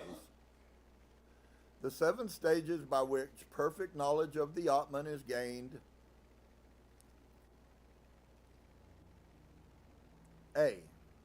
The realization that the source of all spiritual wisdom is inside ourselves. Will you please? And I know that I'm trying to read verses, and I was told that I'm jumping around a lot today. I do that when I get really excited about the words, and I hope I'm not mussing things up a bunch. But the realization that the source of all spiritual wisdom is inside of ourselves, that the kingdom of heaven is within us. As Swami Vivekananda says, after long search here and there in temples and in churches and in earths and in heavens, at last you come back, completing the circle from where you started to your own soul, and you find that he for whom you have been seeking all over the world, for whom you have been weeping and praying in churches and temples, on whom you were looking at the mystery of all mysteries, shrouded in the clouds, is nearest of the near, is your own self. Wow. We go everywhere looking for source, and yet Yeshua told us who and where source is. The kingdom of God is within you. You don't have to believe my words, and you don't have to believe his words. But it will affect your journey drastically. Is this stuff overwhelming to you? There's a lot of responsibility that comes with the power of this knowledge. When we read on Wednesday nights and Saudi says, know the people, I'm going to give you an insight. What I am teaching you right now is what Saudi spoke of, that people can't know it because it possesses too much power. If you ever begin to truly find peace and begin the inner journey of finding out who you are, friend, you will become more powerful than you have any clue of. Yeshua wasn't playing when he said, you will say to this mountain. He didn't say that's Christians. I haven't ever known a Christian who did that. And I tried multiple times as a Christian. And I never got that dang mountain to move. But I'm telling you, we're coming in a time, and the veil is thinning, and people are elevating, and you've already seen an increase all over the internet of spiritual things going on. We're just beginning, folks. We're just beginning. We got another 5 years of this. You'll marvel 5 years from now where we are spiritually from where we are today. And we're pretty fairly moving along today. So, when we are aware of this, it's all about your higher self. It's all about the true you. What is the true you? The true me is love and kindness and truth and righteousness and courage, character and integrity. Do I fail on all of those? Yes. But just because I fail on them doesn't mean that I'm going to stop reaching to attain them. I need to work harder to attain them. And so when we are aware of this, when you become awake to this, which I have helped you with, but you had to be here and want to begin with before you ever came. When we are aware of this, we know also without any doubt that the union with the Atman is possible. So in other words, there will be a time in your life when you come to a place that you fully know without doubt that your higher self does exist and that you are coming closer to it. And without any doubt, I love that union. It's a one. It's not your physical body. It's your soul, your mind, and your spirit being tied together. Actually impregnated in the bridal chamber, if you would. Intercourse with like spirit to like spirit. And so when we are aware of this, we know also without any doubt that union with the higher self is possible, since no external obstacles can arise to prevent it. In other words, once you start on the road to ascension, folks, if you don't quit, nothing can stop you. In fact, you will just grow in power every day and every day and every journey and every struggle and every bad time and every good time and every message and every teaching and every day at work. All of those things will never fail to point you towards source, but you have to know what it is to go towards source. You have to know that source sends wisdom in images and pictures, and you have to know that I am what source said I am, which is wonderful and magnificent and good, and I can be all of the virtues because that's what I am. I don't have to do anything to accomplish it. I just am that. So the change comes, but it's not like you're trying to change. The cessation of pain, so this is a piece that goes along with this coming into knowledge of yourself. We're about to get into a piece here, friend, that some of you may not believe, but I'm telling you right now, I believe as we grow and as we learn, we're going to begin to see healings like you don't have any clue of. I fully know that that's intended to be part of, that is a potential in my ministry, my journey through life, is supernatural divine healing. The cessation of pain. Maybe you've got pain inside of you from the destruction of a past marriage, a past relationship, your relationship with your family. All of those things are capable of causing destruction in our life. And the cessation of pain. Pain, as we have seen, is caused by our attachment or aversion to the phenomena of the external universe. In other words, our pain is caused by us because we're carnal. Now, there's probably some of you who, lived a life and it was pretty rough and you hurt yourself. Yes, that's true, and that's the physical manifestation, but the real thing that we have to learn to train ourselves to immediately grasp is I treated my body like that because of where my spirit was at. The physical is just the picture of what was going on in your life spiritually. Hello, is anybody awake today? Once it's done, we can only change the heart, but I promise you, if we begin to change the heart, the body reacts to that. They know that. You can find this stuff all over the internet. I don't go watch it because I already know it. We don't have an understanding of the power that we possess. We don't. We're lost, hopelessly lost from who we really are. But that's changing. That's the good news. We're changing. And we will also watch those things change. As the mind turns inward towards knowledge of the higher self. So can I tell you, dear one, we've already said it at the beginning of this thought process, but I'm going to say it to you again. The biggest thing you can do, if you haven't gone anywhere and if you've never heard me before, the biggest thing you can do is sit alone and spend some time by yourself in quiet contemplation, if that's what you like, or meditation, if you like meditation. Both work equally well. But you sit in contemplation and just deal with the first question, which is, do I even believe that there is a higher self in me? And what answer you determine at that stage will determine the rest of your life. If you can't find it inside of yourself to believe this that I'm teaching, none of it will help you.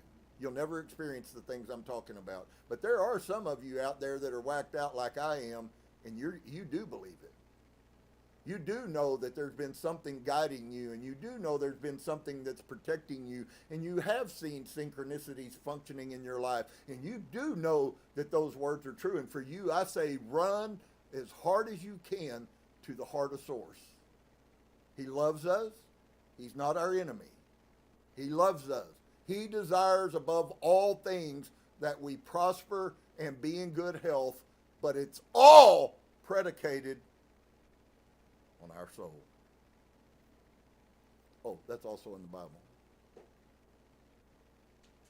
So, as your mind turns inward, so wherever you're at today, as your mind goes from this day, because you're not in ignorance anymore, wherever your mind goes today from here will determine everything.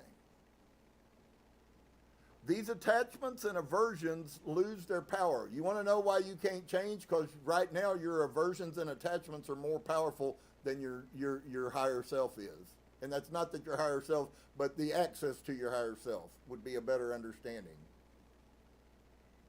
These attachments and aversions, those are the things you do, whatever you're attached to,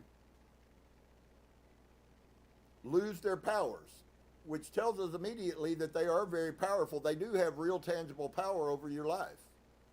That's why people can't change. It's not because the things that they can't change from are weak, and other things have no power over you. We have already quoted the Gita's phrase, yoga is the breaking of the contract with pain. A lot of what comes out of yoga has to do with discipline. And so samadhi, C, complete realization of and union with your higher self. That's where we're trying, that's the journey, that's the path. The objective universe disappears. The Atman is experienced as total existence, consciousness, and joy. Did you see that? When I say to you that I am love and I am kind and I am happy, I don't give 2 cents if I haven't been that my whole life. I now have knowledge and wisdom and understanding and peace inside of me that I am those things even if nobody else is seeing it yet.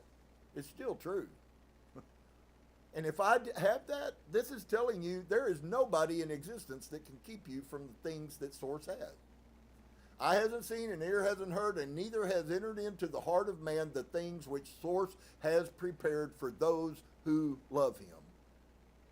Why is it important, dear friend, to love you? It's important to love you because you are higher self. The Atman is experienced as total existence, consciousness, and joy. In this experience, all sense of individual separatedness and differentiance is lost. In Shankara's crest jewel of discrimination, the disciple who has reached samadhi exclaims, "My mind fell like a hailstone into that vast expanse of Brahman's ocean. Touching one drop of it, I melted away and I became one with Brahman."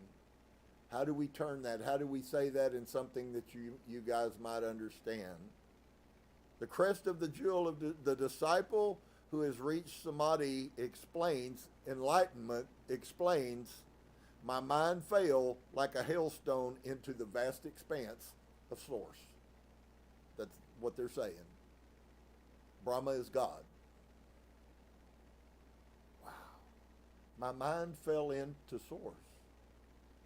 My mind fell into my higher self. And touching one drop of it, I melted away and I became one with God. Why did Yahusha say over and over again, me, I love how this stuff works, me and my Father are one. Any of you remember that great Bible quote? Me and my Father are one, and they all told us, see, he's the Son of God. Well, I hate to tell you this, or I'm glad to tell you this, actually, me and my Father are one. And you know what, friend? If your heart is right, and you will and desire to do those things that are pleasing to our Creator Source, that's true for you as well. But you must reconnect with your higher self. And that's what we're in the process of doing. So I think I'm going to pick up maybe on that page. I know there's a lot, but we've been pretty heavy today. An hour of this stuff. There's been a lot in there, beautiful stuff for us. Suffice to say, he loves you. He really does want you blessed. He really does want you to have peace and happiness and joy. I love that a while ago we read the attributes of us, and one of the things that come out of knowing higher self is joy. And I thought while I was reading, I thought, I hope people see that coming out of the peace and the approvedness of Source, of course it would bring joy.